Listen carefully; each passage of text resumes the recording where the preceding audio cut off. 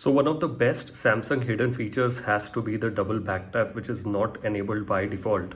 If you compare this with Google Pixel or iPhone, the double back tap functionality is enabled by default. But in Samsung, you have to follow a couple of steps. But once you do that, you will find it incredibly useful. So let me show you how it is done. So first of all, go to the Play Store and search for Good Lock app. Good Lock is an app that is developed by Samsung itself. So it is totally safe to download.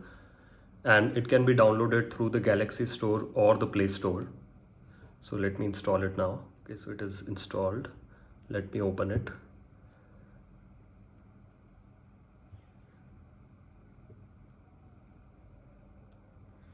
Now, once you are in the Good Lock app, you need to go to plugins over here, and then there are multiple options. But to enable the back tap, there is a particular sub app named RegiStar, which is this one. So let me download it first.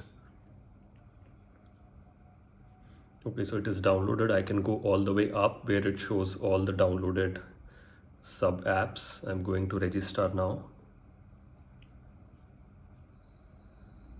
Okay, let me enable it. Once you're in this screen, go to back tap action and turn it on, and go to double tap and select from any of these options. So you can take a screenshot, trigger, voice assistant, and many other options. I personally find the back button quite useful. So let me select this and let me show you how to use it. So I'll go to my web browser where a web page is open. To go back, I simply need to double tap gently and it triggered the back button. Let me do that again.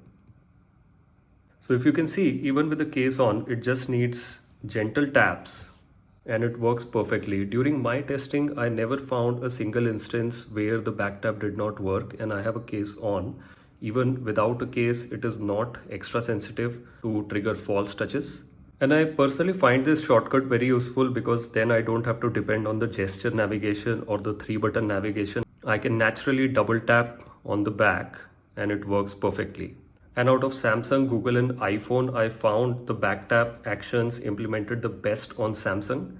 On the iPhone, you generally need much stronger taps, and on the Pixel, it is too sensitive that it often gives you false touches. Try this today and tell me which back tap action you set up. Subscribe for more hidden Android tricks. Thank you.